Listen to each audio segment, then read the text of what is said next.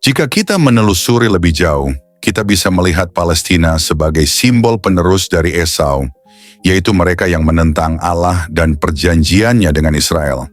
Seperti halnya Esau yang menolak hak kesulungan dan perjanjian Allah demi kepentingan pribadi dan duniawi, bangsa Palestina juga menolak pengakuan atas Israel sebagai negara yang sah.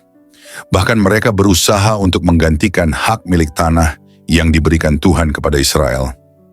Tindakan ini sangat mirip dengan penolakan Esau terhadap berkat dan perjanjian Tuhan yang diberikan kepada Yakub. Palestina, sebuah nama yang hari ini diteriakkan di seluruh dunia. Tetapi siapa sebenarnya Palestina? Ataukah mereka adalah penerus dari sebuah roh pemberontakan kuno, roh Esau? Sejarah mencatat dengan jelas, Palestina bukanlah bangsa kuno yang berasal dari garis keturunan Yakub. Bukan pula bagian dari umat yang dipilih oleh Allah. Asal-usul nama Palestina berasal dari zaman kegelapan, saat Kekaisaran Romawi berusaha menghapus jejak bangsa Israel dari tanah air mereka. Kaisar Hadrian, dalam kebenciannya, mengganti nama Yudea menjadi Syria Palaesti setelah menghancurkan Yerusalem pada tahun 135 Masehi. Ia ingin mengubur nama Israel, menghapus identitas bangsa pilihan Tuhan, dan menanamkan benih baru, benih perlawanan. Sejak saat itu, Palestina menjadi lambang pemberontakan terhadap janji Allah. Seperti Esau yang menjual hak kesulungannya hanya untuk kepentingan sesaat, Palestina hari ini menjual kebenaran demi ambisi duniawi. Mereka menolak mengakui Israel sebagai pewaris sah tanah itu. Mereka mengklaim apa yang bukan milik mereka. Mereka berusaha merampas janji yang telah ditetapkan oleh Tuhan sendiri.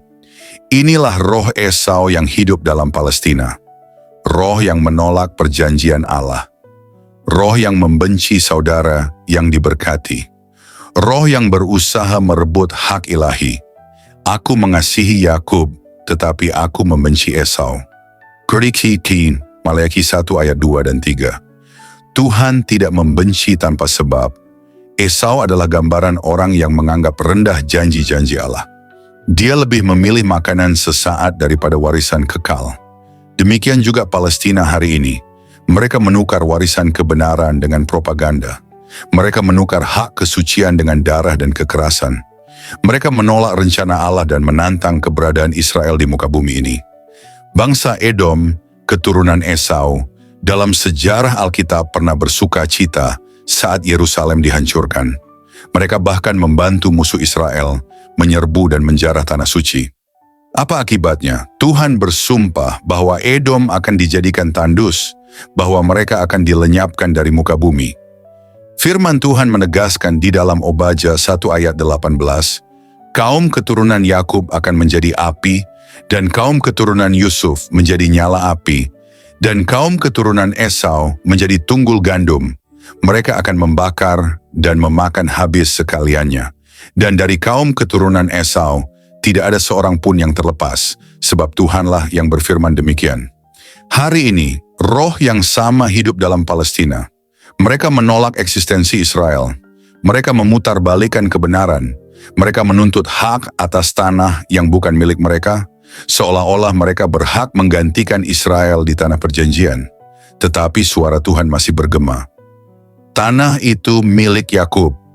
Tanah itu bukan milik Esau.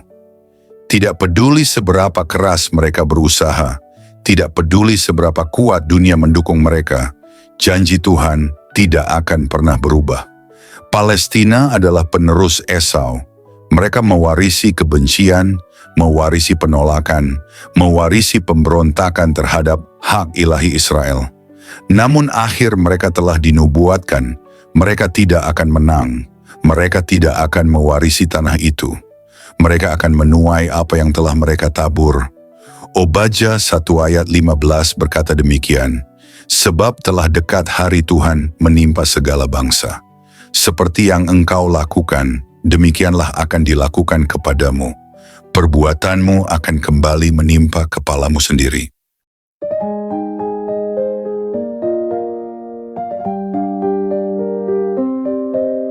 Shalom saudara-saudari, terkasih dalam Kristus. Selamat kita berjumpa kembali dalam renungan sore ini. Saya percaya saudara semua telah melewati hari ini dalam penyertaan dan anugerah Tuhan yang besar. Mungkin ada di antara kita yang hari ini penuh sukacita, ada pula yang bergumul dengan kelelahan, tekanan, atau bahkan kesedihan. Tetapi sore ini, mari kita duduk diam sejenak di hadapan Tuhan, membuka hati dan pikiran, sebab firman Tuhan bukan hanya penghibur, tapi pedang yang membelah kegelapan, membongkar kepalsuan, dan menegakkan yang benar. Dalam setiap renungan ini, biarlah api hadiratnya membakar segala kelam, membangunkan hati yang tertidur, dan mengarahkan hidup kita kembali ke jalan yang dikehendakinya. Mari kita berdoa. Tuhan Yesus, terima kasih untuk setiap napas, untuk kekuatan yang menopang kami ketika kami sudah tak mampu berdiri sendiri. Terima kasih karena ketika dunia tidak mengerti kami, Engkau tetap memeluk kami dengan kasih yang tidak bersyarat. Sore ini, kami datang dengan luka yang tak terlihat, dengan air mata yang tak sempat jatuh, dan dengan pertanyaan-pertanyaan yang belum terjawab. Tapi kami tahu, satu-satunya tempat yang aman adalah hadapan-Mu. Bicaralah Tuhan, bukan hanya ke telinga kami, tapi ke hati yang paling dalam. Pulihkan yang remuk, kuatkan yang rapuh, dan rangkul setiap jiwa yang merasa sendiri. Kami butuh Engkau, kami rindu mendengar suara-Mu. Dalam nama Yesus, kami berserah dan membuka renungan ini. Amin.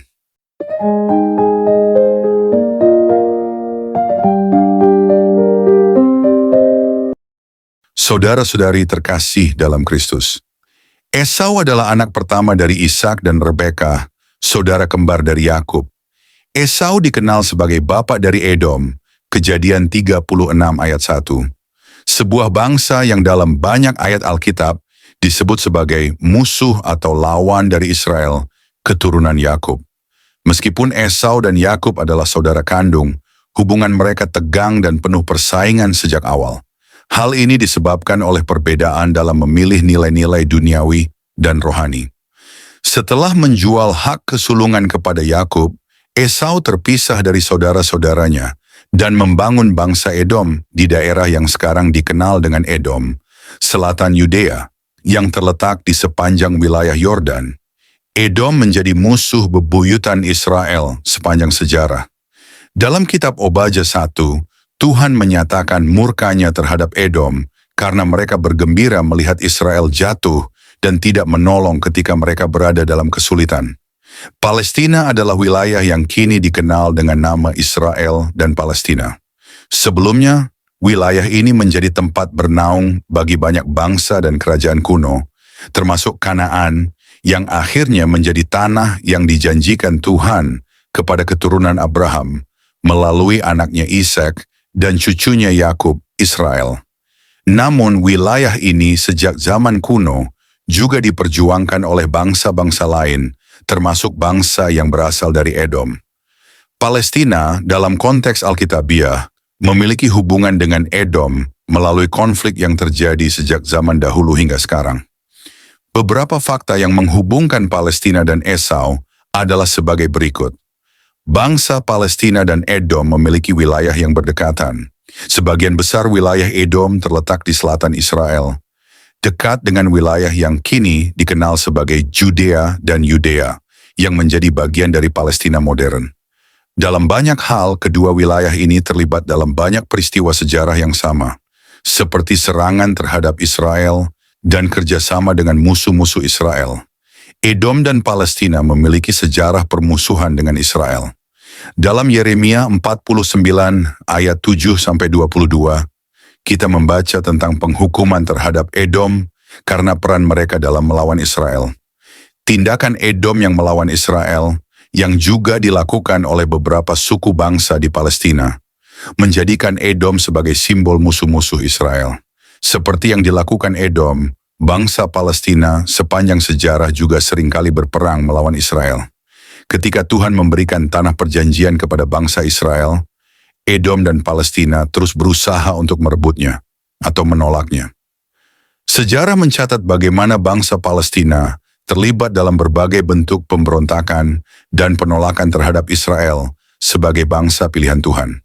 Seperti yang dilakukan oleh Esau yang tidak puas dengan berkat yang diberikan Tuhan kepada Yakub, bangsa Palestina juga berusaha untuk merebut tanah yang telah Tuhan beri kepada bangsa Israel. Palestina dengan kelompok-kelompok radikal mereka seperti Hamas seringkali menyerang dan mengklaim tanah yang merupakan bagian dari warisan Israel. Sebagaimana yang dikatakan dalam Obadja 1 ayat 10-14, Edom, keturunan Esau, tidak hanya berdiri diam saat Israel diserang, tetapi mereka juga turut berperan dalam kehancuran bangsa Israel. Ini dapat kita lihat dalam berbagai konflik Palestina-Israel yang berlangsung hingga hari ini. Kelompok-kelompok radikal Palestina seringkali tidak hanya berperang secara fisik, tetapi mereka juga memiliki kebencian mendalam terhadap bangsa Israel. Tuhan jelas berbicara tentang hukuman bagi Edom, dan ini memiliki kesamaan dengan nasib yang menunggu bagi mereka yang menentang Israel dan Tuhan. Dalam Yesaya 34 ayat 5-8, kita membaca bahwa Tuhan akan membawa pembalasan terhadap Edom. Karena itu, langit akan digulung seperti gulungan, dan segala isinya akan layu seperti daun-daun anggur, seperti daun-daun pohon ara. Tuhan akan membalaskan perbuatan mereka. Yesaya 34 ayat 4. Hal ini sejalan dengan apa yang akan terjadi pada Palestina dan bangsa-bangsa yang menentang Israel.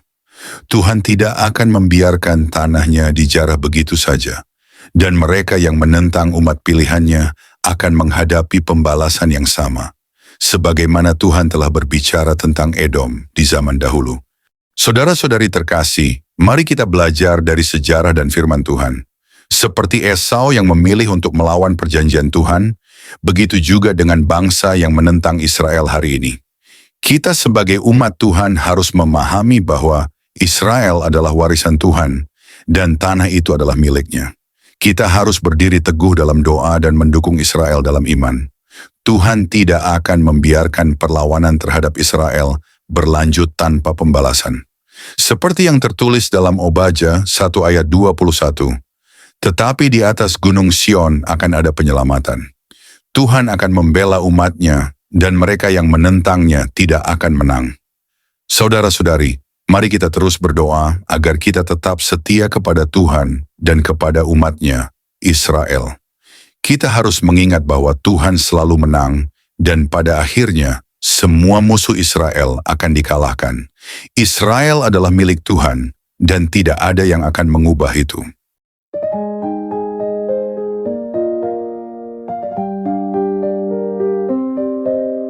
Sebagai penutup renungan firman Tuhan sore ini, biarlah setiap hati yang mendengar ini tersentak, tersadar, dan tidak lagi bisa bersembunyi di balik alasan duniawi.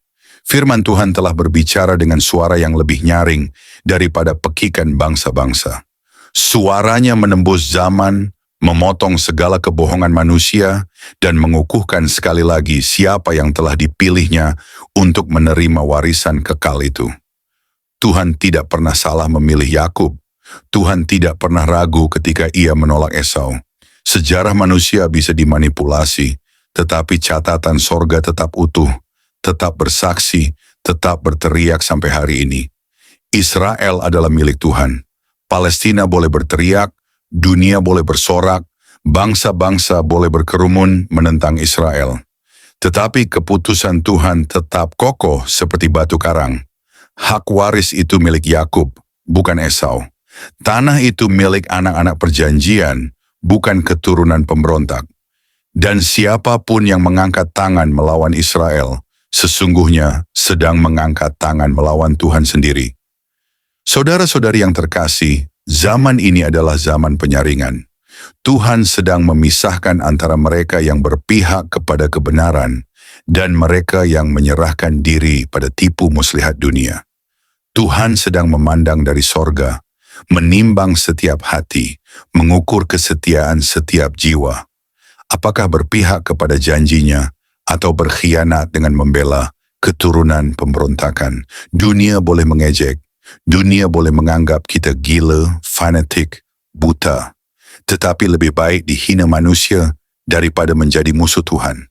Lebih baik berdiri sendiri di atas kebenaran Tuhan daripada dihanyutkan bersama dunia ke dalam kebinasaan kekal. Hari ini suara Tuhan bergema lagi. Siapakah yang akan berdiri di pihakku? Siapakah yang masih berani mengangkat suara untuk Israel? Siapakah yang berani berkata, Tuhan, aku tetap di pihakmu, sekalipun dunia membenciku. Mari kita bangkit, mari kita berseru, mari kita perbarui komitmen kita di hadapan Tuhan. Tidak peduli betapa deras arus kebencian terhadap Israel. Tidak peduli betapa dahsyat tekanan dunia terhadap kebenaran. Kita tidak akan bergeser. Kita tidak akan goyah. Karena kita tahu ketika dunia menggoncang Israel, Tuhan akan menggoncang seluruh dunia. Dan hanya mereka yang berpegang pada kebenarannya yang akan tetap berdiri teguh.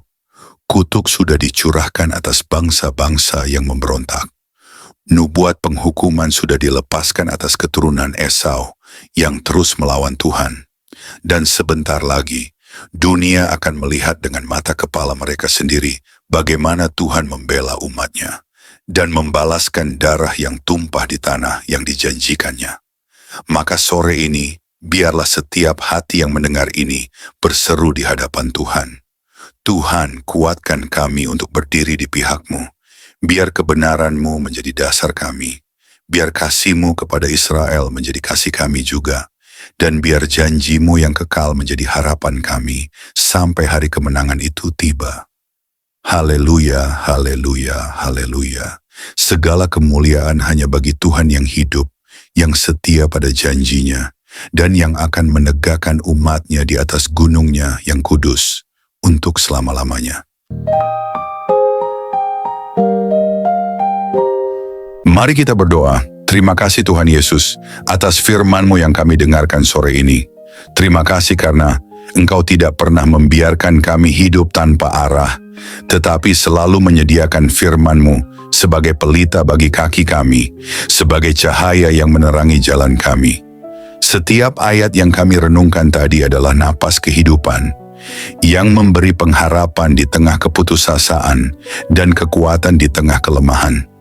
Tuhan, kami sadar hidup ini tidak mudah. Begitu banyak tantangan, pergumulan, dan tekanan yang sering membuat kami lelah dan ingin menyerah. Tapi sore ini Engkau berbicara. Engkau meneguhkan kembali iman kami. Engkau mengingatkan kami bahwa kami tidak pernah berjalan sendirian. Bahwa kasih-Mu tetap teguh, tak bergeser sedikit pun. Bahkan ketika kami jatuh, Engkau tidak menjauh. Engkau justru mendekat, mengulurkan tangan, dan berkata, Aku masih di sini. Kami mau mengucap syukur karena Engkau adalah Tuhan yang tidak pernah bosan menanti kami kembali. Tuhan yang tidak hanya melihat kekurangan kami, tetapi melihat potensi kami dalam kasih karunia-Mu. Tuhan yang tidak hanya menghitung dosa kami, tapi yang menanti dengan belas kasih, supaya kami bertobat dan hidup kembali dalam terang. Kami serahkan hati kami ke dalam tangan-Mu. Segala luka, segala kecewa, segala air mata yang mungkin tidak terlihat oleh siapapun, hanya Engkau yang tahu. Sembuhkan kami Tuhan, bangkitkan kami kembali. Ajari kami untuk percaya meski keadaan belum berubah. Ajari kami untuk tetap bersyukur meski jalan masih tampak gelap, dan ajari kami untuk tetap setia meski jawaban belum terlihat di depan mata. Kami juga berdoa untuk setiap orang yang mendengar renungan sore ini. Biarlah setiap firman yang ditaburkan tidak gugur sia-sia, tetapi bertumbuh dan menghasilkan buah dalam kehidupan yang nyata. Buah pertobatan, buah iman, buah kasih, dan buah kesetiaan kepadamu. Jangan biarkan firman-Mu ini terlupakan saat kami kembali ke rutinitas kami, tapi kiranya terus menggema dalam hati, mengganggu kami ketika kami mulai menjauh dari jalan-Mu, dan mengingatkan kami untuk terus kembali pada salib-Mu.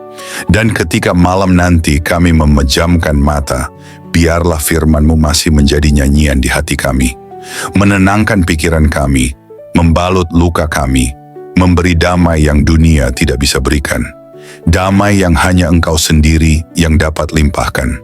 Terima kasih Tuhan Yesus, Engkau sungguh baik. Kami bersyukur karena Engkau masih peduli, karena Engkau masih berbicara, dan karena Engkau masih mengundang kami untuk datang lebih dekat lagi kepadamu. Kami akhiri doa ini dengan penuh rasa syukur dan kerinduan agar hidup kami benar-benar menjadi persembahan yang hidup bagi kemuliaan-Mu. Di dalam nama Tuhan dan Juru Selamat kami, Yesus Kristus, kami berdoa. Amin.